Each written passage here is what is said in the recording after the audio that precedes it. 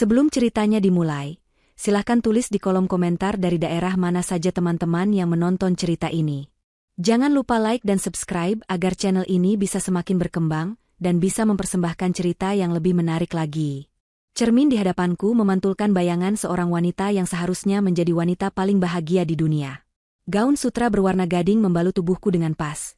Riasan wajahku dikerjakan oleh penata rias profesional, dan di leherku tergantung kalung berlian hadiah dari suamiku. Malam ini adalah perayaan 1 tahun pernikahanku dengan Radit, seorang pria yang dicintai banyak orang, dan terutama, sangat kucintai. Semua elemen kebahagiaan ada di sana, tersusun rapi seperti pajangan di etalase toko mewah.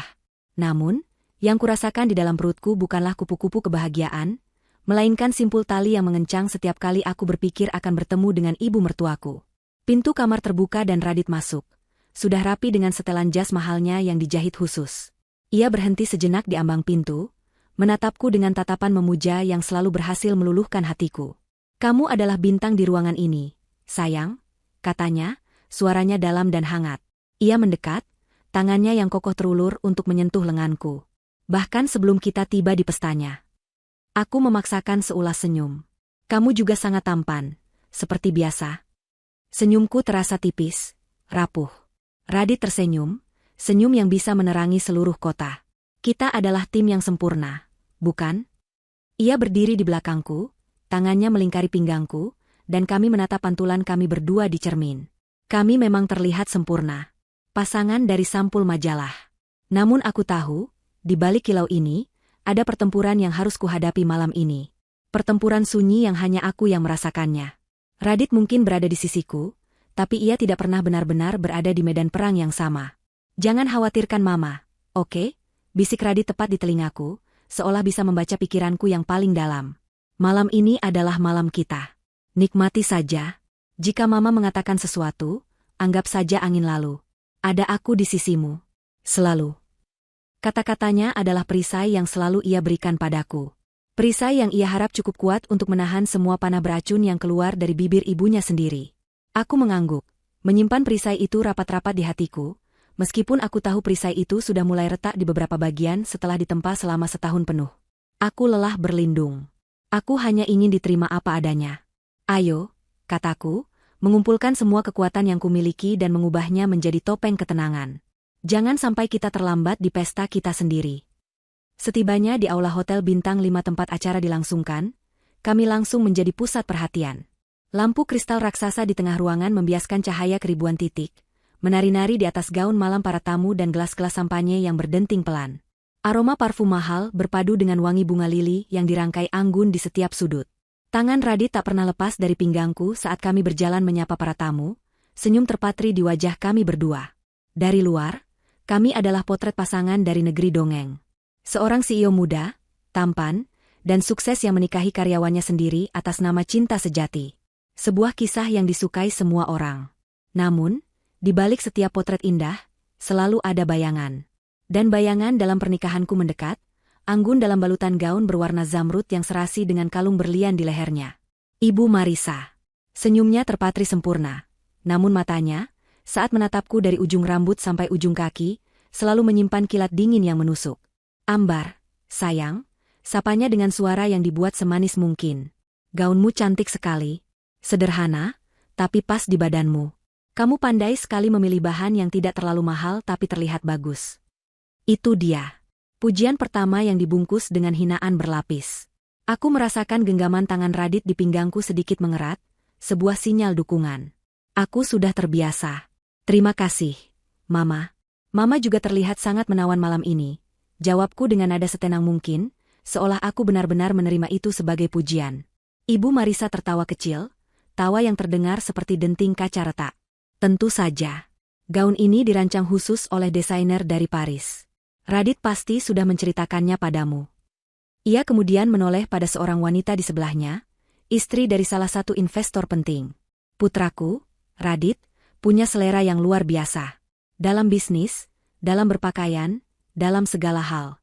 Meskipun kadang, hatinya yang terlalu baik membuatnya memilih sesuatu karena kasihan."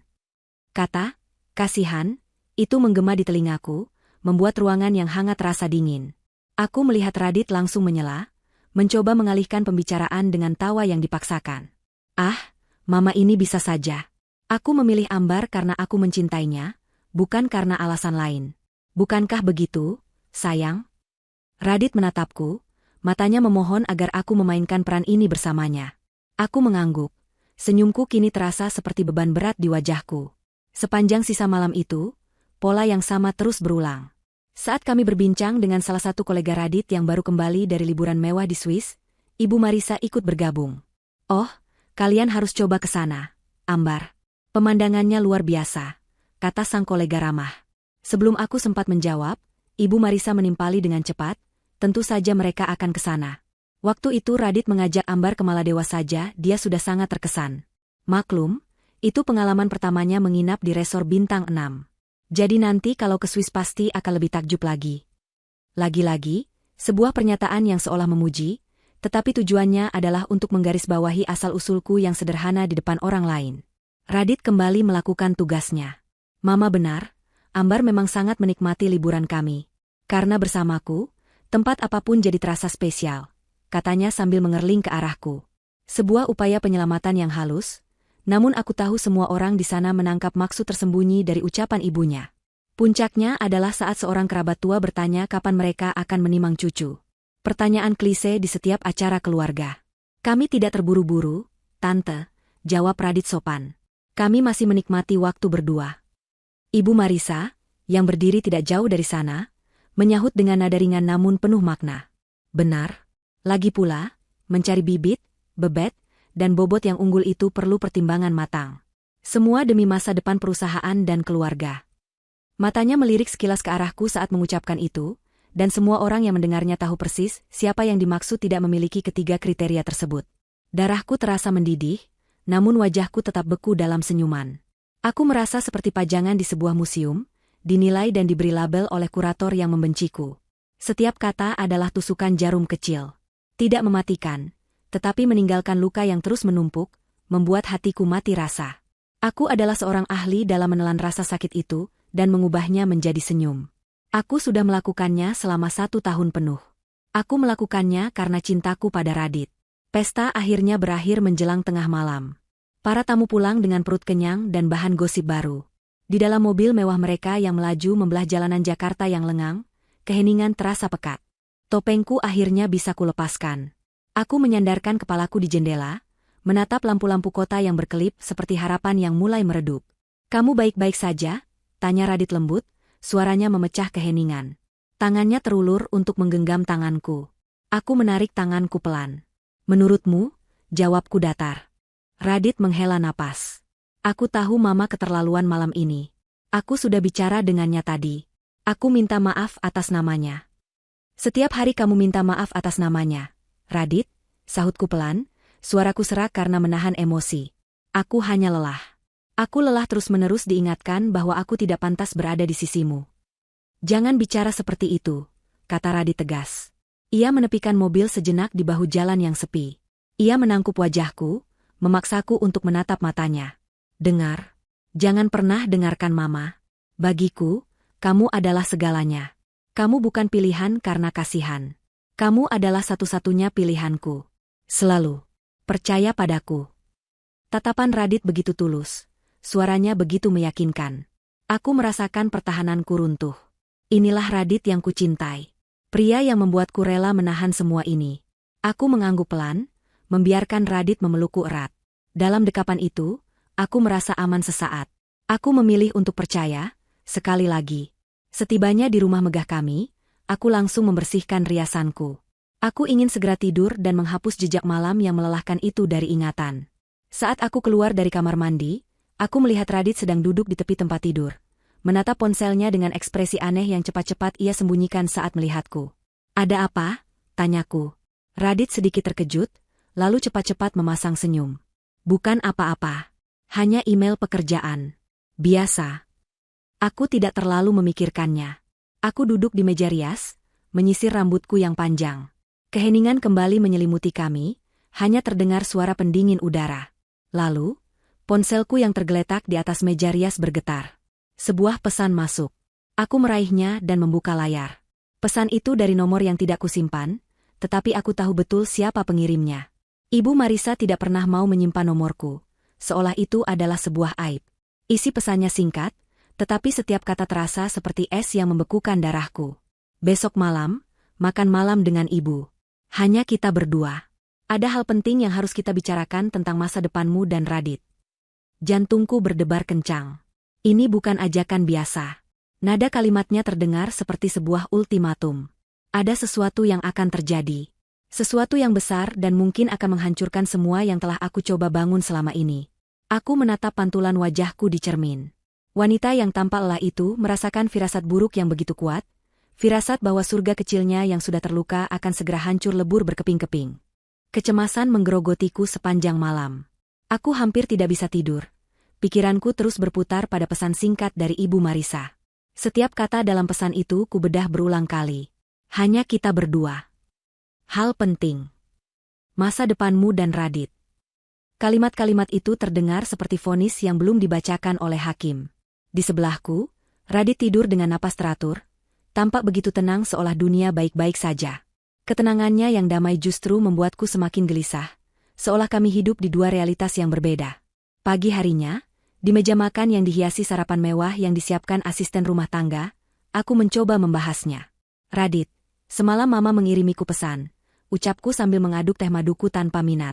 Makanan di hadapanku terasa seperti kardus. Dia mengajakku makan malam berdua nanti malam. Radit mengangkat wajah dari tabletnya, alisnya sedikit terangkat seolah terkejut. Namun matanya tidak menunjukkan keterkejutan yang tulus. Oh ya? Bagus dong. Mungkin akhirnya Mama mau mencoba membuka diri dan mengenalmu lebih baik. Setelah kejadian semalam, mungkin dia merasa bersalah. Ini kesempatan bagus, sayang. Jawaban itu terdengar terlalu sederhana, terlalu optimistis. Seperti sebuah naskah yang sudah disiapkan. Aku menatap suamiku lekat-lekat, mencari celah dalam topengnya. Aku tidak yakin begitu. Caranya menulis pesan terdengar sangat formal dan dingin. Seperti panggilan bisnis, bukan ajakan dari seorang ibu mertua. Radit tertawa kecil, tawa yang terdengar hambar di telingaku. Ia bangkit dari kursinya, menghampiriku dan memijat pundakku. Kamu terlalu banyak berpikir. Mama memang seperti itu. Generasi lama, kaku. Hadapi saja dengan santai. Tunjukkan padanya dirimu yang sebenarnya. Tunjukkan kebaikan hatimu, aku yakin suatu saat nanti hatinya pasti akan luluh. Ia mengecup puncak kepalaku. Aku harus berangkat rapat penting. Jangan khawatir, oke? Semuanya akan baik-baik saja. Setelah Radit pergi, meninggalkan aroma parfum mahalnya, rumah itu terasa semakin besar dan sepi. Semua akan baik-baik saja. Kalimat itu terasa seperti kebohongan yang manis. Pikiranku melayang kembali ke masa lalu, ke awal mula semuanya, saat aku masih memegang erat keyakinan bahwa cinta bisa menaklukkan segalanya. 3 tahun yang lalu, aku hanyalah Ambar, seorang staf administrasi junior di perusahaan milik keluarga Radit. Aku adalah gadis perantau yang datang ke Jakarta dengan segudang mimpi dan ijazah sarjana, meninggalkan kenyamanan dan nama besar keluargaku di kota lain. Aku ingat percakapanku dengan ayah, Pak Gunawan, di ruang kerjanya yang megah, di antara rak-rak buku yang menjulang tinggi. Untuk apa kamu bekerja seperti itu? Nak, kamu menyembunyikan identitasmu, tinggal di kamar kos sempit. Kamu bisa langsung memegang posisi direktur di salah satu perusahaan ayah. Kata ayah saat itu, tatapannya penuh kekhawatiran. Aku hanya ingin merasakan semuanya dari nol. Ayah, jawabku mantap. Aku ingin tahu rasanya membangun karir dengan usahaku sendiri. Aku ingin dihargai karena kemampuanku, bukan karena namaku. Dan yang terpenting, aku ingin menemukan seseorang yang mencintaiku sebagai Ambar, gadis biasa, bukan sebagai putri Pak Gunawan, pewaris Gunawan Corp. Ayah menghela napas panjang, namun akhirnya tersenyum. Baiklah, jika itu yang kamu mau. Tapi berjanjilah, jika ada yang menyakitimu, ayah akan menjadi orang pertama yang tahu. Aku memeluknya erat, berjanji dalam hati akan membuatnya bangga. Dan aku menemukan seseorang. Atau, setidaknya, aku berpikir begitu. Radit saat itu adalah putra mahkota perusahaan. Seorang CEO muda yang dikagumi sekaligus ditakuti. Ia cerdas, tegas, dan seringkali terlihat dingin. Aku tidak pernah bermimpi untuk bisa dekat dengannya. Bagiku, Radit adalah langit, sementara aku hanyalah bumi. Namun takdir berkata lain. Suatu sore, aku membuat kesalahan fatal dalam sebuah laporan keuangan yang akan diserahkan padanya. Aku sudah pasrah akan dimarahi habis-habisan atau bahkan dipecat di depan semua orang. Saat aku masuk ruangannya dengan tubuh gemetar, ia hanya menatap laporan itu, lalu menatapku dengan tenang. Saya lihat ada beberapa angka yang tidak sinkron di sini, katanya tanpa nada marah. Duduklah. Mari kita perbaiki bersama. Selama 1 jam berikutnya, ia dengan sabar membimbingku, menunjukkan kesalahanku tanpa sedikit pun merendahkan. Saat itulah aku melihat sisi lain dari Radit. Sisi yang hangat dan bijaksana. Sejak hari itu, kami mulai sering berinteraksi. Dimulai dari percakapan singkat di lift, makan siang yang tidak disengaja, di kantin, hingga akhirnya ia memberanikan diri mengajakku keluar. Kencan pertama kami bukan di restoran mewah seperti yang kubayangkan. Ia justru membawaku ke sebuah warung sate di pinggir jalan, tempat favoritnya sejak kuliah. Aku ingin kamu tahu diriku yang sebenarnya, Ambar. Bukan hanya CEO di kantor, katanya sambil tersenyum. Di sana, di antara kepulan asap sate dan hiruk-pikuk jalanan, aku jatuh cinta. Aku jatuh cinta pada pria yang memperlakukanku dengan hormat, yang tertawa lepas mendengar leluconku, yang mendengarkan mimpi-mimpiku dengan saksama. Hubungan kami menjadi rahasia kecil yang mendebarkan di kantor. Puncaknya, di sebuah bukit dengan pemandangan kelip lampu kota, ia melamarku. Aku tidak peduli kamu siapa dan dari mana asalmu, Ambar, katanya sambil berlutut, menyodorkan sebuah cincin. Yang aku tahu, aku ingin menghabiskan sisa hidupku bersamamu. Air mataku menetes. Aku merasa menjadi wanita paling beruntung. Ia mencintaiku, Ambar si gadis biasa. Aku berhasil. Aku mendapatkan cinta yang tulus. Saat itulah aku memberanikan diri untuk jujur, bahwa aku berasal dari keluarga yang cukup berada, meskipun aku tidak menyebutkan nama besar Gunawan Corp. Ia hanya tersenyum dan berkata, itu tidak mengubah apapun. Kenangan manis itu kini terasa seperti duri yang menusuk hatiku. Apakah semua itu nyata?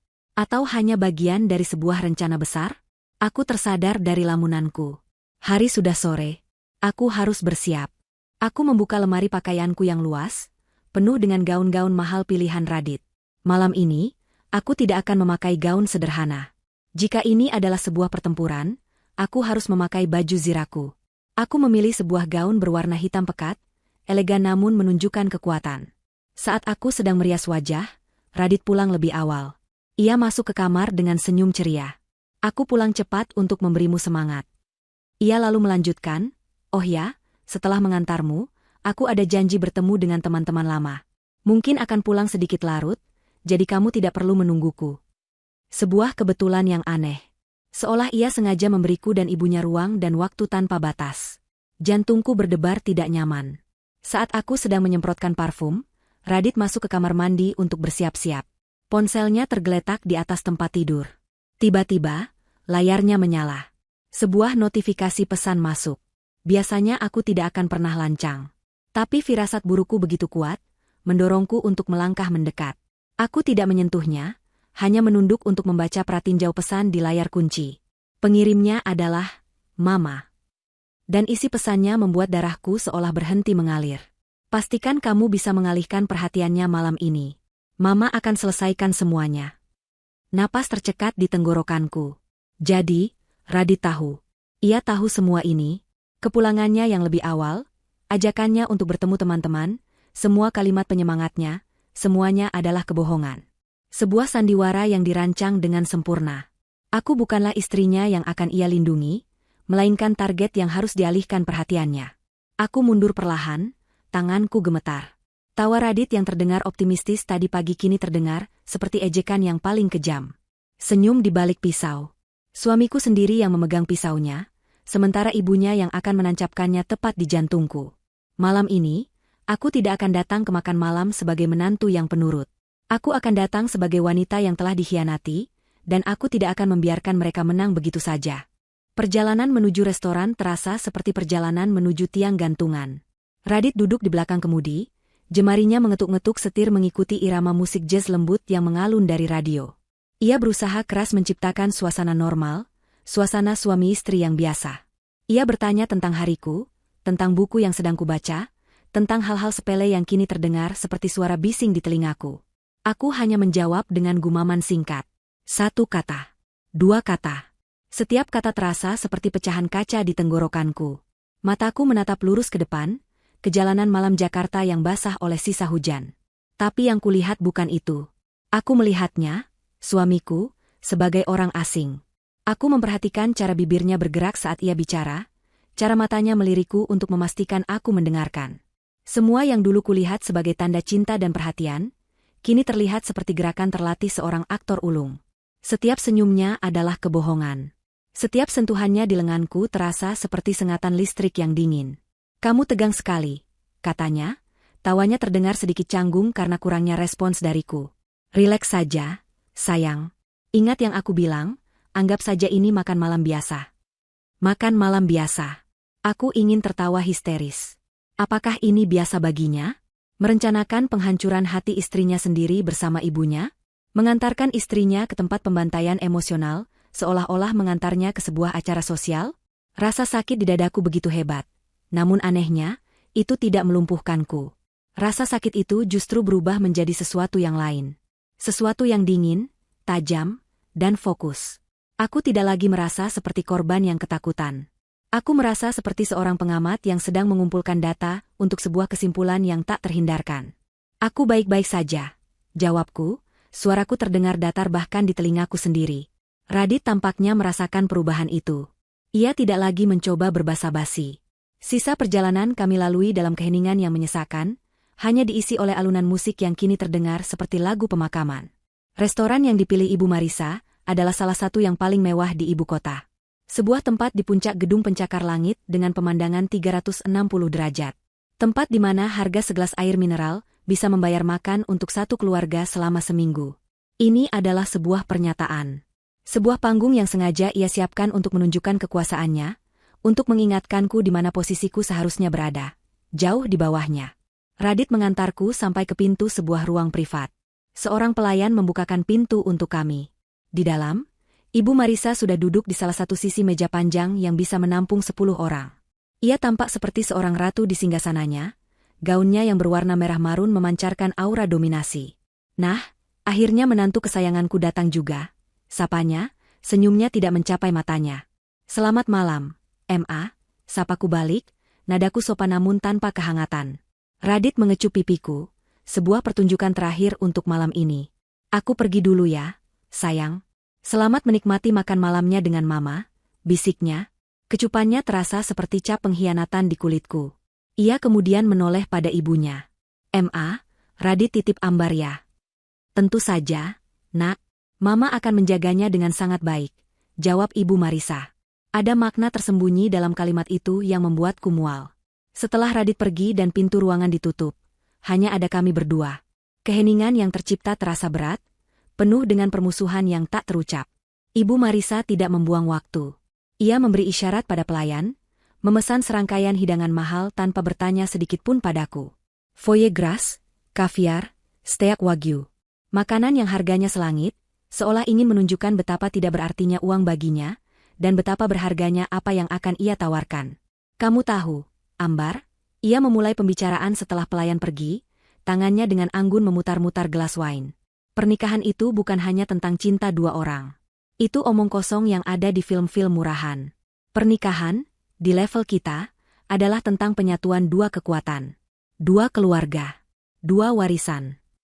Aku hanya diam, menatapnya dengan ekspresi yang sengaja kubuat kosong. Aku tidak akan memberinya kepuasan dengan menunjukkan emosi apapun. Ia melanjutkan, nadanya merendahkan. "Keluarga kami telah membangun kerajaan bisnis ini selama 3 generasi. Kami punya nama, kami punya status. Dan Radit, sebagai penerus tunggal, memiliki tanggung jawab untuk membawa nama itu lebih tinggi lagi, bukan menyeretnya ke bawah." "Apa maksud Mama?" tanyaku, meskipun aku sudah tahu persis kemana arah pembicaraan ini. Ibu Marisa meletakkan gelasnya dengan sedikit hentakan. "Jangan pura-pura bodoh. Kamu gadis yang cerdas, aku akui itu. Tapi kecerdasanmu tidak cukup untuk menutupi asal-usulmu. Kamu tidak membawa apa-apa ke dalam keluarga ini. Tidak ada nama besar, tidak ada koneksi politik, tidak ada warisan yang sepadan. Cintamu itu tidak bisa dipakai untuk memenangkan tender proyek pemerintah, Ambar." Hidangan pembuka datang, disajikan dengan begitu indah di atas piring porselen. Aku tidak menyentuhnya. Nafsu makanku sudah lama hilang. Ibu Marisa mencondongkan tubuhnya ke depan, tatapannya tajam seperti elang. Radit akan segera menandatangani kesepakatan bisnis terbesar dalam sejarah perusahaan kita. Kesepakatan ini hanya bisa terwujud jika kita beraliansi dengan keluarga yang tepat. Dan kami sudah menemukannya. Seorang anggota dewan yang sangat berpengaruh, yang bersedia menjadi mitra kita dengan satu syarat. Radit harus menikahi putrinya. Jantungku berdebar kencang, bukan karena terkejut, tapi karena amarah. Semua kepingan puzzle kini menyatu dengan sempurna. Ini bukan hanya tentang status sosial, ini tentang keserakahan. Radit adalah anak yang baik. Lanjutnya, seolah sedang menghiburku. Dia kasihan padamu. Dia tidak tahu bagaimana cara mengakhiri ini tanpa menyakitimu. Karena itu, sebagai seorang ibu, aku yang harus turun tangan untuk melakukan hal yang benar. Ia memberi isyarat pada asistennya yang sejak tadi berdiri diam di sudut ruangan. Pria itu maju dan meletakkan sebuah koper kulit berwarna hitam di atas meja, tepat di sebelah piring kaviar yang tidak tersentuh. Dengan satu gerakan, Ibu Marisa membuka koper itu. Mataku disilaukan oleh pemandangan di dalamnya. Tumpukan uang kertas ratusan ribu rupiah, diikat rapi. Begitu banyak. 2 miliar rupiah, katanya dengan suara penuh kemenangan. Ambil ini, Ambar. Anggap ini sebagai pesangonmu. Dengan uang ini, kamu bisa memulai hidup baru yang nyaman. Beli butik, buka kafe, apapun yang gadis sepertimu impikan. Pergilah yang jauh, ceraikan Radit secara diam-diam, dan jangan pernah muncul lagi di kehidupan kami. Aku menatap tumpukan uang itu, lalu beralih menatap wajah Ibu Marisa yang angkuh. Dia benar-benar berpikir semua hal di dunia ini bisa dibeli. Dia pikir harga diriku, pernikahanku, dan hatiku yang hancur bisa ditukar dengan setumpuk kertas. Dia mengharapkanku menangis, memohon, atau mungkin dengan rakus mengambil uang itu. Dia menungguku hancur di hadapannya. Dan di saat itulah, sesuatu dalam diriku meledak. Bukan dalam bentuk amarah yang membabi buta, melainkan sesuatu yang lebih dingin. Sesuatu yang lucu. Sangat lucu. Aku mulai tertawa. Awalnya hanya tawa kecil, tetapi kemudian menjadi tawa yang lepas dan keras. Tawa yang menggema di ruangan privat yang kedap suara itu. Wajah kemenangan Ibu Marisa langsung berubah menjadi kebingungan, lalu kemarahan. Apa yang kamu tertawakan? Apa kamu sudah gila? Aku menghentikan tawaku, menyeka setitik air mata di sudut mataku. Aku menatapnya lurus, senyum dingin terukir di bibirku. Aku menertawakan betapa murahnya ibu menilai semuanya. Ibu pikir, harga diriku hanya senilai 2 miliar. Aku berdiri dari kursi, merapikan gaun hitamku. Aku bahkan tidak melirik koper itu lagi. Tidak perlu, Bu. Simpan saja uangmu itu, kataku dengan suara yang tenang dan jelas. Setiap kataku ucapkan dengan penekanan. Aku sudah menyiapkan sesuatu yang akan membuatmu jauh lebih bahagia. Tanpa menunggu jawabannya, aku berbalik dan berjalan menuju pintu. Aku bisa merasakan tatapannya yang penuh amarah dan keterkejutan membakar punggungku. Dia pasti mengira aku hanya menggertak.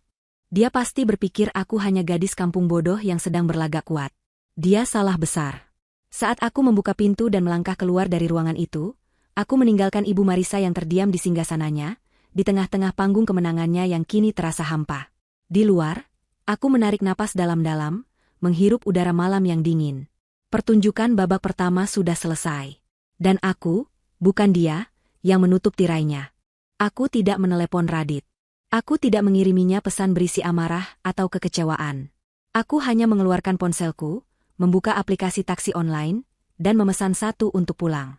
Tindakan sederhana itu terasa seperti sebuah deklarasi kemerdekaan. Aku tidak akan lagi bergantung padanya, bahkan untuk hal sepele seperti tumpangan pulang. Aku akan berdiri di atas kakiku sendiri mulai dari detik ini. Selama menunggu di lobi hotel yang mewah, di antara tatapan ingin tahu beberapa orang, aku berhasil menjaga wajahku tetap tenang dan dingin. Namun, begitu aku masuk ke dalam taksi dan pintu mobil tertutup, pertahananku runtuh. Tidak ada isak tangis yang keras, hanya air mata yang mengalir tanpa henti di pipiku. Air mata untuk Ambar si gadis naif yang pernah percaya pada dongeng cinta. Air mata untuk pernikahan 1 tahun yang ternyata dibangun di atas pondasi kebohongan. Sopir taksi yang baik hati itu sepertinya menyadari kesedihanku. Ia hanya menyalakan radio dengan volume pelan dan tidak mencoba mengajakku bicara. Dalam keheningan yang nyaman itu, aku memutar ulang semua kenangan indahku bersama Radit. Kencan pertama kami di warung sate, lamarannya yang romantis di puncak bukit, janjinya di altar pernikahan. Semua kenangan itu kini terasa tercemar. Setiap kata manisnya, setiap pelukannya, setiap tatapan cintanya, Semuanya kini terlihat seperti bagian dari sebuah penipuan yang terencana. Seberapa lama ia sudah memainkan peran ini? Sejak awal? Ataukah ia benar-benar pernah mencintaiku, sebelum keserakahan keluarganya menelannya bulat-bulat? Pertanyaan-pertanyaan itu menyiksaku. Rasa sakit karena pengkhianatan Radit jauh lebih dalam dan lebih tajam daripada semua hinaan yang pernah dilontarkan Ibu Marisa. Ibu Marisa adalah musuh yang menyatakan perang secara terbuka. Tapi Radit, dia adalah sekutu yang menusukku dari belakang saat aku sedang tidak waspada. Setibanya di apartemen, aku membayar taksi dan melangkah masuk ke dalam lobi. Rumah yang biasanya terasa hangat dan nyaman kini terasa seperti sebuah sangkar emas yang dingin dan asing. Aku masuk ke dalam unit kami yang luas, menyalakan lampu, dan keheningan menyambutku. Radit belum pulang. Tentu saja. Dia sedang memainkan perannya sebagai pria yang sedang bersenang-senang dengan teman-temannya, memberikan alibi yang sempurna untuk dirinya sendiri. Kesendirian itu memberiku waktu untuk berpikir jernih. Air mataku mulai mengering, digantikan oleh kobaran api amarah yang dingin. Aku berjalan ke bar mini dan menuang segelas air putih, tanganku masih sedikit gemetar. Aku tahu apa yang baru saja kudengar dan lihat. Pesan di ponsel Radit adalah bukti niatnya. Tapi aku juga tahu, dalam dunia orang-orang seperti mereka, bukti seperti itu sangat mudah disangkal. Itu hanya salah paham. Atau, kamu salah mengartikan pesannya. Atau, Mama hanya protektif, aku hanya mencoba menenangkannya. Radit adalah seorang pembohong yang lihai. Ia pasti sudah menyiapkan 1001 alasan. Jika aku ingin menghancurkan mereka, seperti mereka mencoba menghancurkanku, aku butuh lebih dari sekadar firasat atau sepotong pratinjau pesan. Aku butuh bukti yang tak terbantahkan. Bukti yang akan membungkam mulut mereka selamanya. Bukti yang bisa kugunakan untuk menunjukkan pada dunia, dan terutama pada ayah, siapa sebenarnya pria yang kunikahi ini. Pikiranku mulai bekerja seperti seorang ahli strategi. Bukan lagi sebagai istri yang patah hati. Aku harus tenang. Aku harus sabar. Aku harus bertindak seolah tidak ada yang terjadi. Aku harus membuatnya merasa aman, membuatnya lengah. Aku segera menghapus sisa-sisa air mataku, berganti pakaian dengan piyama sutra yang nyaman, dan membaringkan diri di tempat tidur. Aku mematikan lampu di sisiku, memunggungi sisi tempat tidur Radit yang masih kosong, dan mengatur napasku agar terdengar seperti orang yang sudah tertidur pulas. Ini adalah bagian tersulit. Berbaring di ranjang pernikahan kami, menunggu kepulangan sang pengkhianat, dan berpura-pura tidur. Setiap menit terasa seperti 1 jam. Suara detak jam di dinding terdengar seperti hitungan mundur menuju konfrontasi yang tak terlihat. Sekitar pukul 1 dini hari, aku mendengar suara pintu depan terbuka dan tertutup pelan. Langkah kakinya terdengar ringan di atas lantai marmer. Ia pasti berusaha untuk tidak membangunkanku. Pintu kamar tidur terbuka dengan derit yang sangat pelan. Aku merasakan sisi lain tempat tidur sedikit melesak turun saat ia duduk di tepinya. Aku bisa merasakan kehadirannya di belakangku, mencium aroma samar alkohol dan parfumnya. Maafkan aku, sayang, bisiknya sangat pelan, mengira aku sudah tidur. Aku tahu malam ini pasti berat untukmu. Sabar sedikit lagi, ya. Semuanya akan baik-baik saja. Kalimat itu. Kalimat laknat yang sama. Mendengarnya sekarang, setelah aku tahu semua kebusukannya, terasa seperti belati yang diputar di dalam lukaku. Aku harus mengerahkan seluruh kekuatanku untuk tidak melompat dari tempat tidur dan memakinya. Aku tetap diam, napasku tetap teratur. Setelah beberapa saat, ia bangkit, pergi ke kamar mandi, dan kemudian kembali berbaring di sampingku, menjaga jarak. Tak lama kemudian, aku mendengar dengkuran halusnya. Ia tertidur. Lelah setelah seharian penuh bekerja keras, memainkan perannya sebagai suami yang sempurna. Sekarang giliranku. Aku menunggu selama setengah jam lagi untuk memastikan ia benar-benar tertidur lelap. Kemudian, dengan gerakan yang sangat pelan dan hati-hati, aku menyibakkan selimut. Aku turun dari tempat tidur tanpa menimbulkan suara sedikit pun. Kakiku yang telanjang terasa dingin di lantai. Targetku adalah ruang kerjanya. Tempat di mana ia menyimpan semua rahasianya. Dengan jantung berdebar kencang, aku berjalan mengendap-endap melintasi apartemen yang gelap. Setiap bayangan tampak seperti monster.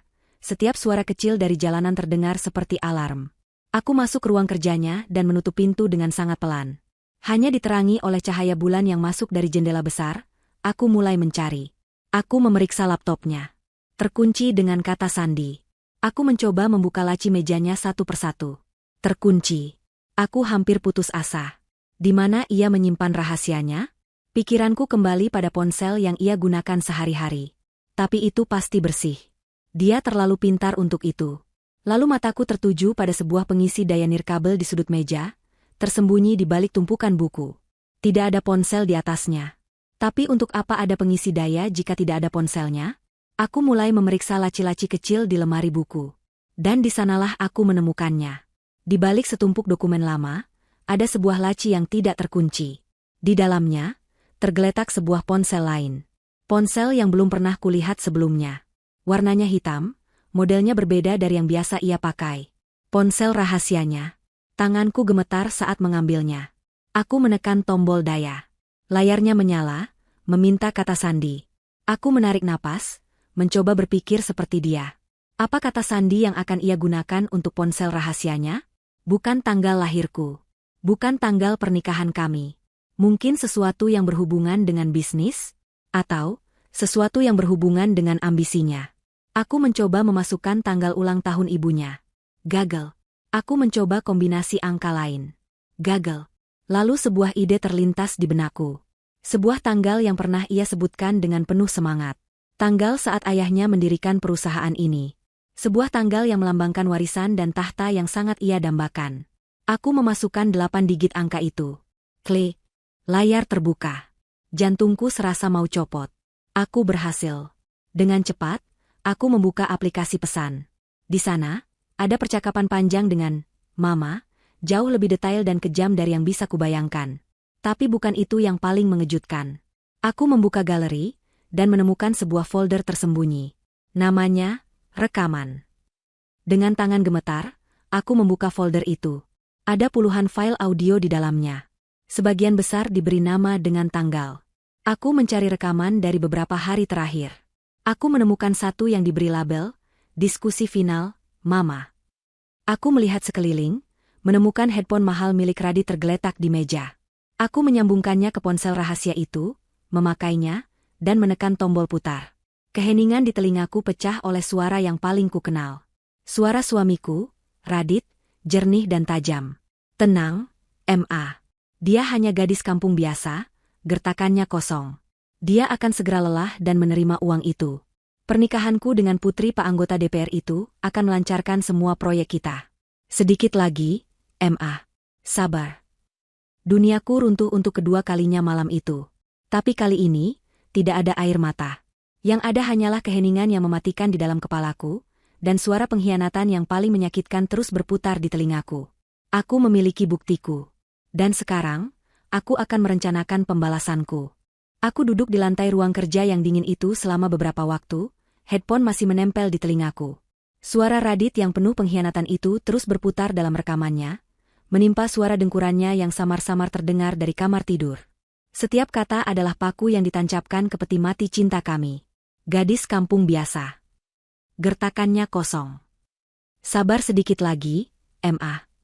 Dunia tidak runtuh dengan ledakan dahsyat, melainkan dengan bisikan kejam dari orang yang paling kupercaya. Tidak ada air mata. Aku sudah melewati tahap itu. Yang kurasakan adalah sebuah kejelasan yang mengerikan, seolah-olah kabut tebal yang menyelimuti hidupku selama setahun terakhir tiba-tiba tersingkap. Semua keraguan, semua harapan kecil bahwa aku salah paham, semuanya lenyap. Yang tersisa hanyalah kebenaran yang telanjang dan buruk rupa. Suamiku tidak mencintaiku. Ia tidak pernah benar-benar mencintaiku. Aku adalah sebuah proyek, sebuah drama yang harus ia selesaikan. Sebuah batu loncatan sementara sebelum ia mendapatkan apa yang benar-benar ia inginkan. Getaran di tanganku berhenti. Digantikan oleh ketenangan yang dingin. Aku bukan lagi korban dalam cerita ini. Aku adalah hakimnya. Pikiran pertamaku adalah kepraktisan. Bukti ini adalah senjataku. Aku tidak bisa hanya menyimpannya di ponsel ini. Dengan gerakan cepat dan efisien, aku membuka aplikasi email di ponsel rahasia itu. Aku membuat alamat email baru yang acak, lalu melampirkan 3 rekaman audio paling memberatkan dan 20 tangkapan layar percakapan antara Radit dan ibunya. Aku mengirim email itu ke alamat email pribadiku yang lain, yang sangat aman dan tidak pernah kuungkapkan pada siapapun, bahkan Radit. Setelah memastikan email terkirim, aku menghapus email yang baru kubuat dari folder terkirim, menghapus jejaknya dari ponsel itu. Kemudian, dengan ketelitian seorang ahli forensik, aku mengembalikan semuanya seperti semula. Aku menutup semua aplikasi, membersihkan riwayat, dan mematikan ponsel itu. Aku meletakkannya kembali di dalam laci tersembunyi, di balik tumpukan dokumen lama. Aku menutup laci itu tanpa suara. Headphone ku kembalikan ke tempatnya di atas meja. Aku melihat sekeliling ruangan sekali lagi, memastikan tidak ada satu barang pun yang bergeser. Tidak ada jejak. Aku kembali ke kamar tidur, bergerak sepelan bayangan.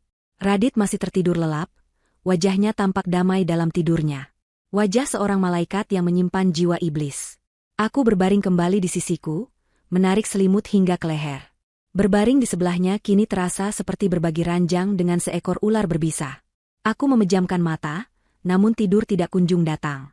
Pikiranku bekerja dengan kecepatan tinggi, menyusun rencana, langkah demi langkah, seperti seorang grandmaster catur yang merencanakan skakmat dalam 10 langkah ke depan. Aku memikirkan ayah. Aku ingat janjiku padanya. Jika ada yang menyakitimu, ayah akan menjadi orang pertama yang tahu. Aku telah melanggar janji itu. Aku menyembunyikan penderitaanku selama setahun, mencoba menyelesaikan pertempuran ini sendirian karena keegoisan dan keyakinan butaku pada cinta. Kini, saatnya untuk mengakui kekalahanku dan memanggil kavaleri. Saat fajar pertama menyingsing, mewarnai langit Jakarta dengan semburat jingga, aku sudah mengambil keputusan. Matahari yang terbit hari ini bukan hanya menandai hari baru, tetapi juga menandai fajar dari sebuah pembalasan. Pagi harinya adalah sebuah pertunjukan sandiwara yang luar biasa. Aku sengaja bangun sedikit lebih siang, membiarkan Radit bangun lebih dulu. Saat aku keluar dari kamar, aku memasang wajah paling menyedihkan yang bisa kubayangkan. Aku membiarkan mataku sedikit sembab, bahuku terkulai, dan gerakanku lambat seolah tanpa tenaga. Aku adalah gambaran sempurna dari seorang wanita yang patah hati dan putus asa. Radit langsung menyambutku dengan wajah penuh keprihatinan palsu. "Sayang, kamu baik-baik saja? Bagaimana makan malamnya dengan mama semalam?" Tanyanya sambil memegang bahuku. Aku menghindari tatapannya. "Seperti yang bisa kamu duga," jawabku dengan suara serak. "Mama," dia menjelaskan semuanya. Wajah Radit menunjukkan kilas kemenangan yang cepat-cepat ia sembunyikan di balik topeng simpatinya. "Aku tahu ini berat, Ambar. Aku tahu. Apa yang mama katakan padamu?" Dia menawariku jalan keluar, kataku, membiarkan suaraku sedikit bergetar. Dan, desaknya pelan. Aku hanya menggelengkan kepala, seolah terlalu sakit untuk membahasnya. "Aku butuh waktu untuk berpikir, Radit. Kepalaku pusing." "Aktingku sempurna." Radit langsung memelukku. Pelukan yang terasa dingin dan hampa. "Tentu, sayang. Ambil waktu sebanyak yang kamu butuhkan. Pikirkan baik-baik apa yang terbaik untukmu. Aku hanya ingin kamu bahagia," katanya. Kalimat itu adalah puncak kemunafikannya. Ia ingin aku bahagia, selama kebahagiaan itu berarti aku harus enyah dari hidupnya. Ia salah mengartikan diamku sebagai kekalahan. Ia mengira aku sedang mempertimbangkan tawarannya, menimbang-nimbang antara cinta yang tak terbalas dan uang 2 miliar rupiah. Kepercayaan dirinya terlihat jelas. Ia pikir ia sudah menang. Ia pikir, gadis kampung, ini sudah masuk dalam perangkapnya. Setelah ia berangkat kerja dengan langkah ringan seorang pemenang, aku menunggu selama 15 menit. Kemudian, aku berjalan ke ruang baca, tempat paling kedap suara di apartemen ini. Aku tidak menggunakan ponselku yang biasa. Aku mengeluarkan ponsel satelit terenkripsi yang diberikan ayah sejak dulu untuk keadaan darurat. Ponsel yang tidak bisa dilacak, tidak bisa disadap. Aku menekan satu nomor panggil cepat. Panggilan itu tersambung setelah 2 dering. "Halo, Nak." Suara ayahku, Pak Gunawan, terdengar tenang dan dalam di seberang sana. "Halo, Ayah," jawabku. Suaraku tetap tenang, tidak ada isak tangis. Hening sejenak. Ayahku adalah orang yang peka. Dia tahu ini bukan panggilan biasa. "Kamu baik-baik saja? Ada apa?" Aku menarik napas panjang. "Eksperimenku sudah selesai, Ayah. Dan hasilnya adalah kegagalan total." Aku bisa merasakan ketegangan di ujung telepon. "Ceritakan pada ayah. Semuanya. Jangan ada yang terlewat." Dan aku pun bercerita. Dengan suara yang datar dan tanpa emosi, aku menjelaskan semuanya secara kronologis. Tentang perayaan ulang tahun pernikahan. Tentang hinaan Ibu Marisa yang tak pernah berhenti. Tentang makan malam semalam, tawaran 2 miliar, dan rencana perjodohan Radit dengan putri pejabat. Dan yang terpenting, tentang pengkhianatan Radit. Aku menceritakan tentang ponsel rahasia, dan rekaman suara yang kutemukan. Selama aku bicara, ayah tidak menyela sekalipun. Ia hanya mendengarkan. Keheningannya jauh lebih menakutkan daripada amarah yang meledak-ledak. Aku tahu ayahku. Di balik ketenangannya, ada badai yang sedang bergolak. Setelah aku selesai, ia hanya bertanya satu hal. Bukti itu. Apa kamu sudah mengamankannya? Sudah, Ayah. Sudah kukirim ke email aman, jawabku. Hening lagi. Kemudian, aku mendengar Ayah menghela napas panjang. Bukan napas lelah, melainkan napas seseorang yang akan memulai perang. Ayah yang salah, katanya dengan suara rendah yang penuh penyesalan. Seharusnya Ayah tidak pernah membiarkanmu melakukan ini. Ayah seharusnya melindungimu lebih baik. Ini bukan salah Ayah. Ini salahku karena terlalu naif, sahutku. Tidak, potongnya dengan tegas. Kesalahan ada pada mereka yang berani menyentuh putri Ayah. Kamu sudah melakukan bagianmu dengan sangat baik. Nak, kamu kuat, dan kamu cerdas karena mendapatkan bukti itu. Sekarang, biarkan Ayah yang mengambil alih. Rasa lega yang luar biasa membanjiri diriku. Beban berat yang kupikul sendirian selama ini seolah terangkat. Apa yang harus aku lakukan sekarang? Ayah, tanyaku. Lanjutkan sandiwaramu. Perintahnya, suaranya kini berubah menjadi suara seorang panglima perang. Bertingkahlah seolah kamu hancur dan sedang mempertimbangkan tawaran mereka. Biarkan mereka merasa menang. Biarkan mereka lengah. Ayah butuh 2 hari untuk mempersiapkan semuanya. Tim pengacara dan penasihat bisnis Ayah akan segera bergerak. Jangan hubungi Ayah lagi melalui jalur biasa. Tunggu instruksi dari asistenku. Aku mengangguk meskipun ia tidak bisa melihatnya. Baik, Ayah. Sebelum menutup telepon, Ayah mengucapkan kalimat yang membuat bulu kuduku berdiri. Kalimat yang merupakan janji dan kutukan bagi keluarga Radit. Anggap saja beres. Nak, Ayah yang akan pastikan mereka belajar, apa artinya menghina putri kesayangan Ayah. Telepon ditutup. Aku duduk di sana, di tengah ruangan yang sunyi, memegang ponsel di tanganku. Langkah catur pertama sudah dijalankan. Sang putri sudah menggerakkan bidaknya. Dan kini, sang raja di belakangnya sedang mempersiapkan seluruh pasukannya untuk memporak-porandakan papan permainan. Selama 2 hari berikutnya, aku menjelma menjadi aktris terbaik yang pernah ada. Aku mendedikasikan setiap detik untuk memainkan peran sebagai wanita yang hancur lebur. Pagi hari, aku keluar kamar dengan mata sembab dan lingkaran hitam di bawah mata, hasil dari malam-malam tanpa tidur yang memang nyata adanya. Aku tidak perlu memalsukan kesedihan, aku hanya perlu menyalurkan rasa sakit pengkhianatanku menjadi keputusasaan yang terlihat. Aku hampir tidak makan. Di meja makan, aku hanya mengaduk-aduk makananku, dan saat Radit bertanya, aku hanya menjawab, tidak nafsu makan. Aku menghabiskan sebagian besar waktuku di kamar, membaca buku dengan tatapan kosong, atau sekadar berdiri di balkon menatap kejauhan. Aku membiarkan Radit melihatku menangis diam-diam beberapa kali. Semua itu adalah bagian dari pertunjukan. Radit dan Ibu Marisa menelan umpanku bulat-bulat. Mereka benar-benar percaya bahwa aku sedang berada di ambang kehancuran dan akan segera menyerah. Aku tahu ini karena pada hari pertama, Radit melakukan kesalahan fatal. Ia menerima telepon dari ibunya saat berada di kamar mandi, dan ia tidak sadar bahwa ponselnya terhubung dengan speaker Bluetooth kecil yang ada di meja rias. Dia hancur. Ma, kata Radit dengan suara penuh kemenangan yang teredam oleh suara pancuran air. Persis seperti yang kita duga. Dia tidak makan, hanya menangis di kamar. Aku yakin 1 atau 2 hari lagi, dia akan mengambil uang itu dan pergi. Rencana kita berhasil dengan sempurna. Aku yang saat itu sedang pura-pura tertidur, mendengar setiap katanya dengan jelas. Hatiku yang sudah beku terasa semakin dingin. Mereka bahkan tidak memiliki sedikitpun rasa bersalah. Baginya, aku hanyalah sebuah masalah yang hampir terselesaikan. Bagus, terdengar suara Ibu Marisa dari speaker. Setelah dia pergi, kita bisa langsung mengumumkan pertunanganmu dengan Larasati, putri Pak Suryo. Ayahnya sudah tidak sabar untuk menandatangani kontrak kerjasama itu. Semua akan indah pada waktunya. Ma, jawab Radit. Percakapan itu semakin membulatkan tekadku. Mereka tidak pantas mendapatkan belas kasihan. Mereka pantas mendapatkan kehancuran total. Sementara di luar aku tampak rapuh. Di dalam duniaku yang tersembunyi, aku bergerak dengan efisiensi seorang agen rahasia.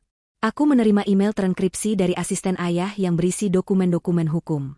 Aku mencetaknya menggunakan printer kecil yang kusimpan di ruang ganti, menandatanganinya, memindainya kembali, lalu mengirimkannya melalui jalur aman. Surat gugatan cerai, surat kuasa untuk pengacara, semuanya sudah siap. Aku juga mulai mengemasi barang-barangku secara diam-diam. Bukan gaun mahal, perhiasan, atau tas bermerek yang pernah diberikan Radit. Semua itu adalah properti panggung sandiwara kami, dan aku tidak menginginkannya. Aku hanya mengemas barang-barang yang benar-benar milikku. Foto-foto lama keluargaku, beberapa buku favoritku sejak kuliah, laptop lamaku, dan pakaian sederhana yang kubeli dengan gajiku sendiri sebelum menikah. Semua barang itu muat dalam satu koper kecil yang kusembunyikan di bagian belakang lemari. Hari kedua, mereka menjadi semakin ceroboh. Ibu Marisa bahkan meneleponku langsung. Suaranya penuh simpati palsu. "Ambar, sayang, bagaimana keadaanmu? Mama sangat khawatir. Apakah kamu sudah memikirkan tawaran Mama? Itu demi kebaikanmu juga." Aku masih butuh waktu, Ma, jawabku dengan suara bergetar. Tentu. Tapi jangan terlalu lama ya, Nak. Radit harus segera melangkah maju, katanya. Sebuah ancaman yang dibungkus dengan kepedulian. Malam itu, malam sebelum hari H, Radit pulang dengan membawa sebuket bunga lili putih, bunga favoritku. Sebuah gestur yang terasa seperti hinaan. "Ini untukmu," katanya lembut. "Aku tahu kamu sedang sedih. Aku hanya ingin mengingatkanmu bahwa aku pernah peduli padamu." Kata-katanya yang menggunakan bentuk lampau, "pernah peduli," adalah pengakuan yang paling jujur darinya. Aku menerima bunga itu, mengucapkan terima kasih dengan suara lirih, dan meletakkannya di vas. Bunga lili yang indah, yang akan segera layu, sama seperti pernikahan kami. Pagi harinya adalah puncak dari semua sandiwaraku. Hari ini adalah hari diadakannya rapat umum pemegang saham tahunan di perusahaan Radit. Sebuah acara besar di mana ayah, melalui Gunawan Corp, akan diumumkan sebagai mitra strategis utama untuk proyek ekspansi raksasa mereka. Nasib perusahaan mereka bergantung pada rapat hari ini. Aku bangun lebih pagi dari biasanya. Saat Radit keluar dari kamar mandi, ia terkejut melihatku sudah di dapur, mengenakan apron, dan aroma kopi segar serta nasi goreng kesukaannya menguar di udara. "Ambar, kamu memasak?" tanyanya, tampak benar-benar terkejut. Aku menoleh dan memberinya senyum kecil yang tampak tulus. Senyum seorang istri yang pasrah namun tetap berbakti. "Hari ini hari besarmu. Kamu harus berangkat dengan perut kenyang," kataku pelan. Ia menatapku dengan tatapan yang sulit diartikan. Mungkin ada sedikit rasa bersalah. Atau mungkin hanya keterkejutan melihat kekuatan gadis kampung yang ia remehkan. Kami sarapan dalam diam. Setelah itu, aku membantunya bersiap. Aku menyetrika kemeja terbaiknya, memastikan tidak ada satu kerutan pun. Aku memilihkan dasi sutra berwarna biru tua yang paling cocok dengan setelan jasnya. Aku bahkan membantunya memasang pin perusahaan di kerah jasnya. Aku adalah perwujudan istri yang sempurna. Radit, yang sepenuhnya tertipu, tampak terharu. Saat ia sudah siap untuk berangkat, ia memegang kedua tanganku. Wajahnya menunjukkan ekspresi yang tulus, sebuah kemampuan akting yang luar biasa. "Lihat, sayang. Bahkan setelah semua yang terjadi, kamu masih merawatku dengan sangat baik. Kamu memang istri yang baik. Maafkan aku dan Mama atas semua ini." Aku menatap matanya dalam-dalam, membiarkan mataku sedikit berkaca-kaca. "Aku hanya melakukan apa yang seharusnya dilakukan seorang istri," jawabku lembut. Ia menghela napas, tampak lega. "Apapun keputusanmu nanti, aku akan menghargainya." Kebohongan terakhirnya. Saat ia hendak melangkah pergi, aku menahannya. "Tunggu," kataku. Aku maju dan memeluknya. Sebuah pelukan yang terasa seperti memeluk balok es. Aku bisa merasakan detak jantungnya yang stabil, detak jantung seorang pria yang yakin dunianya aman terkendali. Baginya, ini adalah pelukan perpisahan yang manis. Bagiku, ini adalah ciuman kematian Yudas. Aku melepaskan pelukan itu dan menatap wajahnya untuk terakhir kali sebagai suaminya. Aku memberinya senyum terbaikku, senyum yang paling manis dan paling beracun. "Semoga berhasil dengan rapatnya ya, sayang," kataku, suaraku terdengar tulus dan penuh dukungan. "Ini akan jadi hari yang tak akan pernah kamu lupakan seumur hidupmu." Dia tersenyum lebar, sama sekali tidak menangkap makna ganda dari ucapanku. "Terima kasih, Say." Ia tidak sempat menyelesaikan kalimatnya karena aku sudah meletakkan jari telunjukku di bibirnya. "Pergilah. Nanti terlambat." Ia mengangguk, mengecup keningku sekilas, lalu berbalik dan berjalan keluar pintu dengan langkah seorang raja yang akan menuju penobatannya. Aku berdiri di ambang pintu, melambaikan tangan saat mobilnya melaju meninggalkan gedung apartemen. Setelah mobilnya hilang dari pandangan, aku menutup pintu. Aku bersandar di baliknya, dan senyum manis di wajahku perlahan-lahan luntur, digantikan oleh ekspresi dingin tanpa emosi. Badai sudah datang. Dan kiamat untuk keluarga Radit akan dimulai dalam hitungan jam. Setelah pintu apartemen tertutup di belakang Radit, Aku tidak membuang waktu 1 detik pun. Tidak ada jeda untuk keraguan atau kesedihan. Adrenalin dan tekad yang dingin memompa melalui pembuluh darahku. Aku bergerak dengan tujuan yang jelas. Pertama, aku berjalan ke kamar tidur. Di atas nakas di sisi tempat tidur Radit, tergeletak jam tangan mewah yang kuberikan untuk ulang tahunnya. Di sisiku, ada beberapa perhiasan yang ia berikan. Aku melepas cincin kawin dari jari manisku. Cincin berlian yang terasa begitu berat dan dingin. Aku meletakkannya dengan rapi di atas nakas di sisiku, tepat di sebelah bingkai foto pernikahan kami yang tersenyum bahagia. Sebuah senyuman palsu dari sebuah dongeng palsu.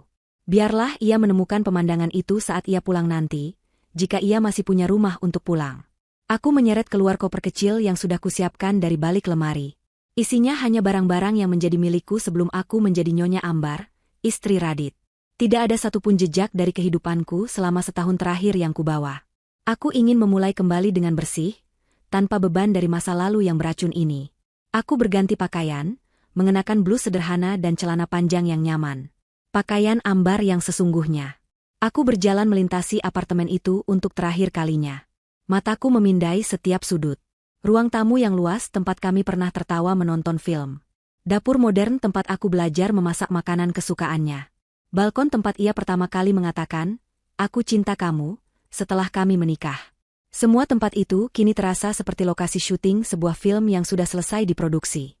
Semuanya hanyalah properti, set yang akan segera dibongkar. Tidak ada rasa sentimental. Tidak ada penyesalan. Yang ada hanyalah kelegaan. Ponselku bergetar. Sebuah pesan dari nomor tak dikenal. Kami sudah menunggu di lobi B. Itu adalah sinyalnya. Tanpa menoleh ke belakang, aku membuka pintu, melangkah keluar, dan menutupnya dengan pelan. Menutup satu bab dalam hidupku untuk selamanya. Sebuah mobil sedan hitam tanpa tanda pengenal sudah menungguku. Sopir itu membukakan pintu untukku tanpa berkata apa-apa, mengambil koperku, dan kami pun melaju pergi, meninggalkan sangkar emasku tanpa jejak.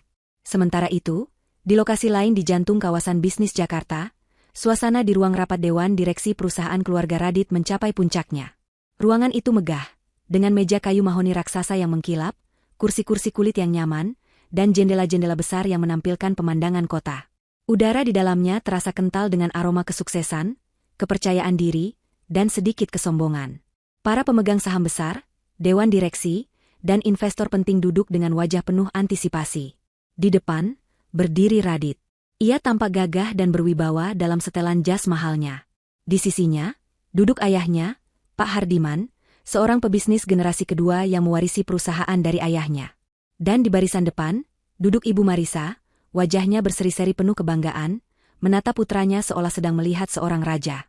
Ia merasa semua pengorbanan dan rencananya yang brilian akan segera terbayar lunas. Kehadirannya di sana adalah simbol kekuatan keluarga di balik perusahaan. Radit memulai presentasinya dengan penuh karisma. Suaranya mantap, gerak tubuhnya meyakinkan. Di layar proyektor raksasa di belakangnya, muncul slide-slide yang mengesankan. Grafik pertumbuhan, angka-angka profit, dan proyeksi masa depan yang tampak begitu cerah. Puncak presentasinya adalah pengungkapan Proyek Nusantara, sebuah rencana ekspansi masif untuk membangun jaringan manufaktur dan distribusi baru di beberapa kota besar di Indonesia. Proyek ini akan melipat gandakan nilai perusahaan dalam 5 tahun ke depan. Tentu saja, kata Radit, senyum percaya diri tersungging di bibirnya. Sebuah proyek dengan skala sebesar ini membutuhkan fondasi yang kokoh. Fondasi itu bukan hanya modal, tetapi juga kemitraan strategis yang solid. Dan dengan bangga saya umumkan, fondasi itu telah kita amankan. Ia menekan tombol di remotenya. Di layar, muncul logo 2 perusahaan yang saling bertaut. Logo perusahaannya dan logo Gunawan Corp. Nama besar yang sangat dihormati di dunia bisnis. Seperti yang Anda semua tahu, lanjut Pak Hardiman mengambil alih, Gunawan Corp bukanlah pemain sembarangan. Mereka adalah raksasa industri yang dipimpin oleh seorang legenda, Pak Gunawan. Beliau dikenal dengan integritasnya yang tak tergoyahkan dan ketajaman bisnisnya yang luar biasa. Fakta bahwa beliau setuju untuk menjalin kemitraan jangka panjang dengan kita adalah bukti kepercayaan tertinggi terhadap masa depan perusahaan kita. Para pemegang saham bertepuk tangan meriah. Bisik-bisik kekaguman terdengar di seluruh ruangan. Dengan dukungan Gunawan Corp, Proyek Nusantara bukan lagi sekadar mimpi, melainkan sebuah kepastian. Ibu Marisa menatap beberapa kolega sosialitanya dengan senyum penuh kemenangan. Inilah puncaknya. Inilah bukti bahwa keputusannya untuk menyingkirkan Ambar dan merangkul keluarga pejabat adalah langkah yang tepat demi kejayaan keluarganya. Kontrak kerjasama ini, Radit kembali bicara, akan menjadi tulang punggung finansial dan operasional kita untuk dekade mendatang. Ini adalah era baru bagi kita semua. Tepuk tangan kembali membahana. Radit membungkuk sedikit, menyerap semua pujian dan kekaguman itu. Ia melirik ibunya dan memberinya kedipan mata penuh arti. Semuanya berjalan sesuai rencana. Namun, tepat saat Radit hendak mengucapkan kalimat penutupnya, pintu ruang rapat di bagian belakang terbuka pelan. Bukan dibuka oleh pelayan yang membawa kopi, melainkan oleh seorang staf dari divisi hukum mereka. Wajahnya pucat pasi dan dahinya berkeringat. Ia berjalan cepat, setengah berlari, menghampiri kepala penasihat hukum perusahaan yang duduk di dekat Pak Hardiman. Ia membisikkan sesuatu dengan suara yang sangat panik. Pak Hardiman menatap interupsi itu dengan kening berkerut, tampak kesal. Ada apa ini? Tidak bisakah menunggu sampai rapat selesai? Tegurnya dengan suara rendah. Penasihat hukum itu tidak menjawab. Wajahnya yang biasanya tenang kini tampak seperti baru saja melihat hantu. Ia menatap layar tablet di tangannya dengan ngeri, lalu dengan tangan gemetar, ia menyodorkannya kepada Pak Hardiman. "Pak, Bapak harus lihat ini. Baru saja masuk." Dengan gerak kesal, Pak Hardiman merebut tablet itu. Radit dan Ibu Marisa menatap dengan penasaran. Para pemegang saham mulai berbisik-bisik, merasakan ada sesuatu yang tidak beres. Pak Hardiman menatap layar tablet. Alisnya yang tebal bertaut. Ia membaca kalimat pertama, lalu kedua. Matanya membelalak. Warna perlahan-lahan surut dari wajahnya, meninggalkannya pucat seperti mayat. Tangannya mulai gemetar, membuat tablet itu nyaris jatuh. Radit, yang merasakan firasat buruk, mendekat. "Ada apa, Pak?" Pak Hardiman tidak mampu bicara. Ia hanya menunjuk layar dengan jari gemetar. Radit menunduk untuk membaca. Di layar, terpampang sebuah email resmi. Kop suratnya sangat jelas, Gunawan Corp. Subjek email itu ditulis dengan huruf kapital tebal berwarna merah, seolah ditulis dengan darah. Pemberitahuan pemutusan kontrak kerjasama secara sepihak. Berlaku efektif saat ini juga. Di bawahnya, ada beberapa paragraf singkat dalam bahasa hukum yang dingin dan brutal, yang intinya menyatakan bahwa Gunawan Corp menarik semua bentuk kerjasama, investasi, dan afiliasi dengan perusahaan mereka, tanpa syarat dan tanpa bisa diganggu-gugat. Napas Radit tercekat. Tidak mungkin, desisnya. Ini pasti salah. Ini hoaks. Seseorang mencoba menyabotase kita. Kepanikan mulai menjalari ruangan. Para pemegang saham yang tadinya bersorak-sorai kini berdiri, wajah mereka penuh kebingungan dan ketakutan. Tepuk tangan meriah telah digantikan oleh dengungan cemas. Kerajaan kertas yang baru saja mereka bangun dengan megah dalam presentasi itu, kini mulai terbakar dari fondasinya. Mimpi indah itu berubah menjadi mimpi buruk hanya dalam hitungan detik. Dan ini, barulah permulaannya. Ketenangan di ruang rapat itu pecah menjadi kekacauan. Pak Hardiman, yang sudah mendapatkan kembali suaranya, membanting tablet itu ke meja. "Apa-apaan ini? Siapa yang berani mengirim lelucon murahan seperti ini di tengah rapat penting?" raungnya, wajahnya merah padam karena marah dan malu. "Panggil bagian IT, lacak email ini, dan seseorang, hubungi kantor Pak Gunawan sekarang juga. Minta bicara langsung dengannya." Perintahnya pada beberapa asisten yang langsung berlari keluar ruangan dengan panik. Radit sendiri sudah sibuk dengan ponselnya. Jarinya dengan panik menekan nomor pribadi Pak Gunawan yang ia simpan. Tidak diangkat. Gumamnya, keringat dingin mulai membasahi pelipisnya. Ia mencoba lagi. Dan lagi. Panggilannya tidak dijawab, seolah nomor itu sudah tidak ada lagi. Para pemegang saham kini tidak lagi berbisik. Mereka mulai bicara dengan suara keras, menuntut penjelasan. "Apa maksudnya ini, Hardiman?" teriak salah satu investor tertua. "Anda bilang kontraknya sudah diamankan. Seluruh proyek ini bergantung pada mereka." Ibu Marisa duduk membeku di kursinya, senyum kemenangan di wajahnya telah luntur, digantikan oleh ekspresi bingung dan cemas. Ia menatap putranya, lalu suaminya, mencari jawaban yang tidak mereka miliki. Seluruh skenario indah yang telah ia rancang di kepalanya mulai retak. Di tengah pandemonium itu, pintu utama ruang rapat yang terbuat dari kayu jati itu terbuka lebar dengan dorongan kuat dari luar. Semua orang menoleh serempak. Keributan langsung mereda, tergantikan oleh keheningan yang tegang. Di ambang pintu, berdiri Pak Gunawan. Ia tidak sendirian. Di kedua sisinya berdiri dua pria berbadan tegap dengan setelan jas hitam, yang satu adalah kepala tim hukumnya, yang satu lagi adalah kepala keamanannya. Kehadiran Pak Gunawan sendiri sudah cukup untuk mengintimidasi seisi ruangan. Ia adalah legenda hidup di dunia bisnis. Wajahnya yang keras dan tatapannya yang tajam, memancarkan aura kekuasaan mutlak, yang membuat Pak Hardiman terlihat seperti pengusaha kecil. Ia melangkah masuk dengan langkah mantap, sepatunya yang mengkilap tidak menimbulkan suara di atas karpet tebal. Ruangan yang tadinya riuh kini senyap, semua mata tertuju padanya. Pak Hardiman dan Radit adalah yang pertama pulih dari keterkejutan. Mereka bergegas menghampiri, wajah mereka dipenuhi kepanikan dan harapan. "Pak Gunawan, syukurlah Anda datang," seru Pak Hardiman. "Pasti ada salah paham yang mengerikan. Email itu pasti kerjaan orang iseng, kan?" Pak Gunawan berhenti di tengah ruangan. Ia bahkan tidak menoleh pada Pak Hardiman. Ia menatap lurus ke depan, ke arah para pemegang saham yang menahan napas. Suaranya, ketika ia bicara, tidak keras, namun bergema di seluruh penjuru ruangan, memotong udara seperti pisau.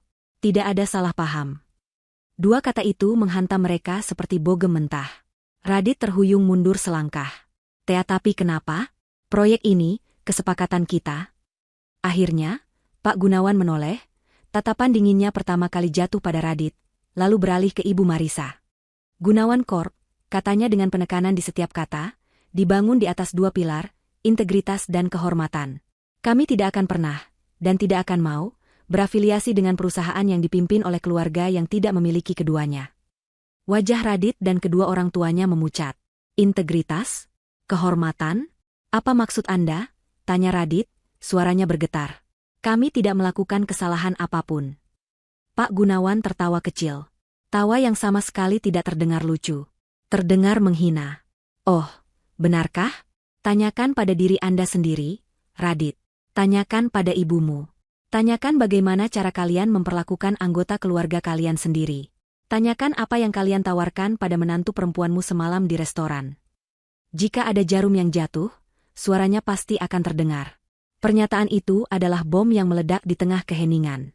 Radit membeku, wajahnya menunjukkan kengerian saat ia menyadari semuanya. Ibu Marisa terkesiap, tangannya menutup mulutnya, matanya membelalak tak percaya. Bagaimana Pak Gunawan bisa tahu? Dan saat mereka masih linglung dalam keterkejutan, pintu utama kembali terbuka untuk ketiga kalinya, dan yang terakhir. Aku melangkah masuk. Semua kepala menoleh ke arahku. Aku bisa merasakan tatapan mereka, penuh kebingungan. Mereka melihatku, tetapi mereka tidak mengenaliku. Aku bukan lagi Ambar, menantu sederhana yang selalu menunduk. Hari ini, aku memakai setelan blazer berwarna biru navy yang dirancang khusus, sepatu hak tinggi yang kokoh, dan rambutku ditata rapi ke belakang. Riasanku tajam dan profesional. Aku berjalan melewati barisan kursi para pemegang saham, melewati Radit, Ibu Marisa, dan Pak Hardiman yang menatapku seolah aku adalah hantu. Aku berjalan dengan dagu terangkat, dan berhenti tepat di samping ayahku. Aku menatap lurus ke arah tiga orang yang telah menghancurkan hatiku. Tidak ada kebencian di mataku. Hanya ada kekosongan yang dingin. "Perkenalkan," kataku, suaraku tenang namun cukup keras untuk didengar semua orang. "Saya Ambar Gunawan, putri tunggal dari Pak Gunawan, pemilik Gunawan Corp." Sebuah desahan kolektif terdengar di seluruh ruangan. Rahang-rahang terjatuh. Ibu Marisa terhuyung dan jatuh kembali ke kursinya. Wajahnya pucat pasi seperti kertas. Radit menatapku, lalu ke Pak Gunawan, lalu kembali padaku. Otaknya seolah tidak mampu memproses informasi yang baru saja ia terima. Gadis kampung biasa, yang ia hina ternyata adalah putri dari orang yang paling ia puja di dunia bisnis. Sang pewaris tahta dari kerajaan yang ingin ia jadikan mitra. Gadis yang kalian hina dan coba singkirkan. Lanjutku, suaraku tetap stabil, adalah kunci dari masa depan yang baru saja kalian presentasikan dengan begitu bangga. Saat itu juga, seorang pria berpenampilan resmi masuk ke ruangan. Ia adalah kurir dari pengadilan agama. Ia berjalan lurus ke arah Radit yang masih mematung, dan menyerahkan sebuah amplop coklat. "Dan ini," kataku saat Radit menerima amplop itu dengan tangan gemetar, "adalah pemutusan hubungan pribadi kita. Sesuai dengan permintaanmu dan ibumu, aku menceraikanmu." Aku menoleh pada ayahku, yang menatapku dengan sorot mata penuh kebanggaan. "Ayah, urusan kita di sini sudah selesai." Ayah mengangguk. "Ayo pulang, Nak." Kami berbalik. Tanpa menoleh ke belakang, kami berjalan keluar dari ruang rapat itu. Kami meninggalkan di belakang kami sebuah kerajaan yang runtuh, sebuah keluarga yang hancur, dan impian-impian yang berubah menjadi debu. Saat pintu tertutup di belakang kami, aku bisa mendengar suara teriakan pertama dari para pemegang saham yang marah, menandai dimulainya akhir dari segalanya bagi keluarga Radit. Pembalasanku baru saja dimulai. Dunia bisnis Jakarta bergerak secepat kilat, dan berita buruk melaju lebih cepat dari semuanya. Dalam waktu kurang dari 1 jam setelah kami meninggalkan ruang rapat itu, badai media menerjang. Portal-portal berita online berlomba-lomba menaikkan judul utama yang sensasional. Kemitraan raksasa batal di tengah RUPS. Saham anjlok 80%. Judul lainnya lebih menusuk. Skandal keluarga Hardiman terungkap. Menantu yang dihina ternyata pewaris tunggal Gunawan Corp. Cerita itu memiliki semua elemen yang disukai publik. Drama keluarga, pengkhianatan, dan pembalasan dendam yang epik. Wawancara singkat dari beberapa pemegang saham yang keluar dari rapat dengan wajah murka menjadi viral. Mereka menceritakan tentang pemutusan kontrak yang tiba-tiba dan kehadiran Ambar Gunawan yang dramatis. Dalam sekejap, citra keluarga Hardiman yang terhormat hancur lebur, berganti menjadi potret keluarga serakah dan bermoral rendah. Bagi perusahaan mereka, dampaknya bersifat katastrofik. Kejatuhan harga saham hanyalah permulaan. Begitu berita tersebar, para bankir yang selama ini memuja mereka kini menelepon tanpa henti. Dengan batalnya kemitraan dengan Gunawan Corp, semua jaminan untuk pimpin raksasa yang mereka ambil untuk proyek Nusantara menjadi batal demi hukum. Pihak bank menuntut pembayaran utang dipercepat, khawatir perusahaan itu akan segera bangkrut total. Para pemasok menahan pengiriman barang, menuntut pembayaran tunai di muka. Para investor panik dan menjual sisa saham mereka yang sudah tidak berharga. Kerajaan bisnis yang mereka bangun selama 3 generasi, runtuh dalam waktu kurang dari 24 jam. Itu bukanlah sebuah keruntuhan, melainkan sebuah penguapan. Sementara dunia mereka terbakar, aku berada di tempat yang paling aman di dunia, rumah ayah. Sebuah kediaman megah yang dikelilingi taman-taman asri dan dijaga dengan sistem keamanan berlapis. Aku tidak merasakan euforia kemenangan. Yang kurasakan adalah kelelahan yang luar biasa, seolah-olah beban seberat 1 ton baru saja diangkat dari pundakku. Aku duduk bersama ayah di ruang kerjanya, menonton berita yang menampilkan wajah-wajah panik Radit dan ayahnya saat dikerubungi wartawan di lobi kantor mereka. Ayah mematikan televisi. "Cukup," katanya lembut.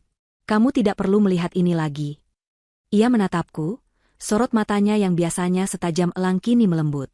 "Kamu melakukannya dengan sangat baik hari ini, Nak. Kamu tegar dan berani. Ayah sangat bangga padamu." Aku menyandarkan kepalaku di bahunya yang tegap. "Terima kasih, Ayah. Terima kasih karena sudah percaya padaku." "Seharusnya ayah yang berterima kasih," sahutnya. "Kamu telah mengingatkan ayah tentang apa yang paling penting. Bukan perusahaan, bukan uang, tapi keluarga." 2 hari kemudian, saat aku sedang menikmati teh pagiku di teras belakang yang menghadap ke taman, kepala keamanan rumah datang menghampiri ayah. "Maaf, Pak," katanya dengan hormat. "Ada Tuan Radit dan Nyonya Marisa di gerbang depan. Mereka memaksa ingin bertemu dengan Nona Ambar. Mereka bilang ini masalah hidup dan mati." Ayah langsung mengerutkan kening. "Usir mereka. Mereka tidak punya urusan lagi di sini." "Tunggu, Ayah," kataku pelan. Ayah menoleh padaku. "Biarkan mereka masuk. Aku ingin bertemu mereka. Untuk terakhir kalinya. Aku harus menutup bab ini dengan tanganku sendiri."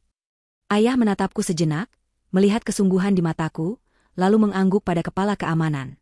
"Biarkan mereka masuk. Tapi jangan biarkan mereka lewat dari foyer utama." Kami menunggu di foyer. Sebuah ruangan besar dengan langit-langit tinggi, lantai marmer yang mengkilap, dan tangga melingkar yang megah.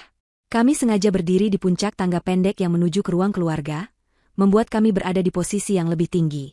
Sebuah simbol status yang tidak perlu diucapkan.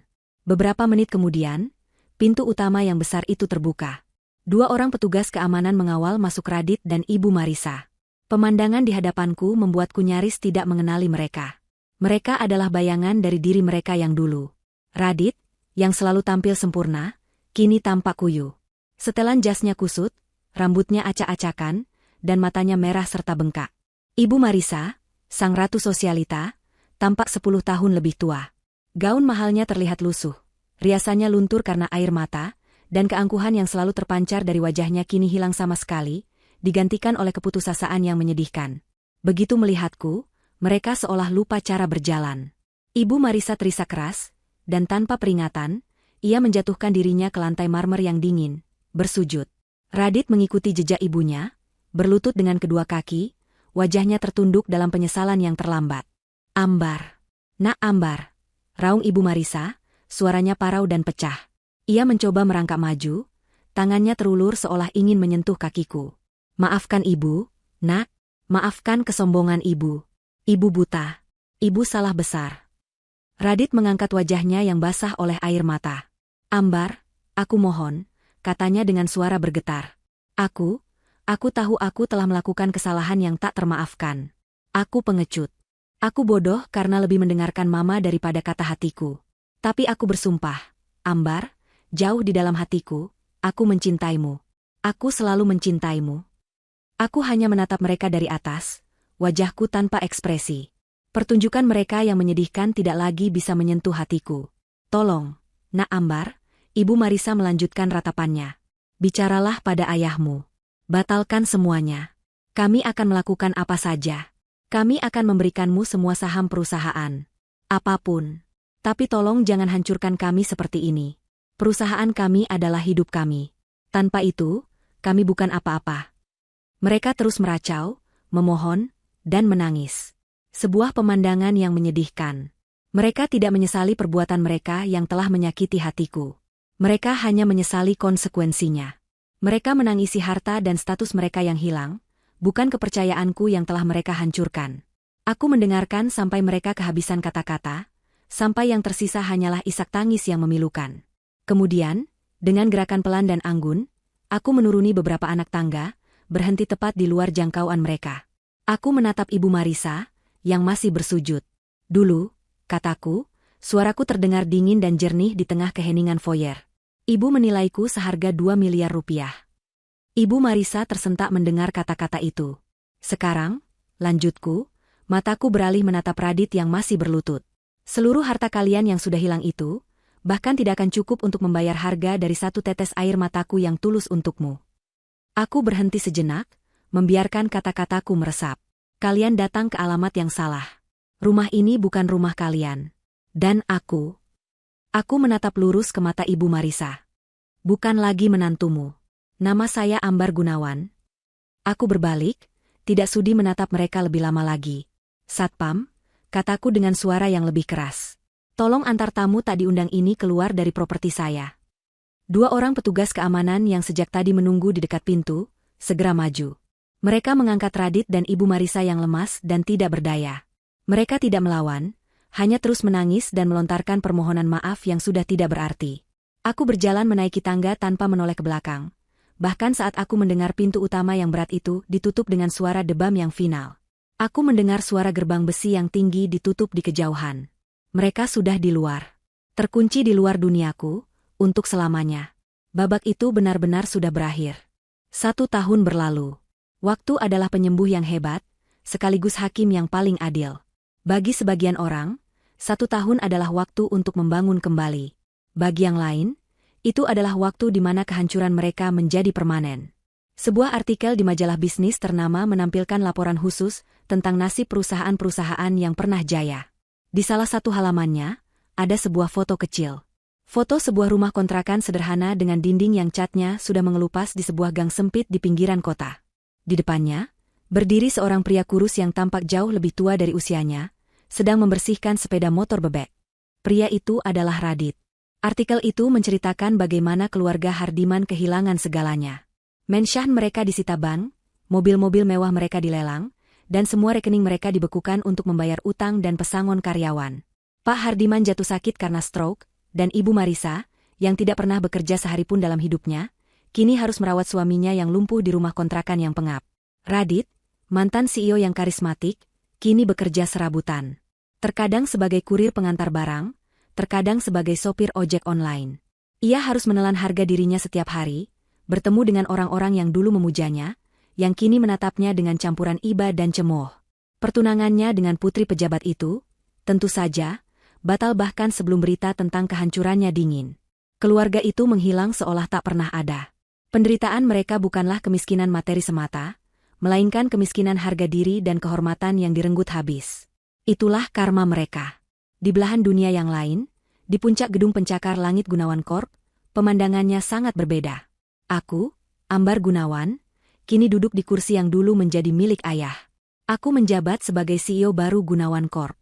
Ayah memutuskan untuk pensiun dini, mempercayakan warisannya di tanganku, dan memilih untuk lebih banyak menghabiskan waktunya untuk kegiatan sosial dan bermain golf. Aku bukan sekadar pewaris yang duduk manis. Aku memimpin perusahaan dengan caraku sendiri. Aku meluncurkan beberapa inisiatif baru yang berfokus pada teknologi hijau dan pembangunan berkelanjutan. Di bawah kepemimpinanku, perusahaan tidak hanya mencetak rekor profit baru, tetapi juga memenangkan beberapa penghargaan internasional untuk tanggung jawab sosial perusahaan. Para direksi dan karyawan yang awalnya mungkin meragukanku, kini menghormatiku karena kemampuanku, bukan karena namaku. Namun, pencapaian terbesarku bukanlah dalam bentuk angka di laporan keuangan. Setahun yang lalu, aku menggunakan sebagian dana pribadiku untuk mendirikan Yayasan Ambar Wijaya. Sebuah yayasan yang didedikasikan untuk membantu para perempuan korban kekerasan domestik dan pelecehan emosional. Kami tidak hanya memberikan tempat berlindung,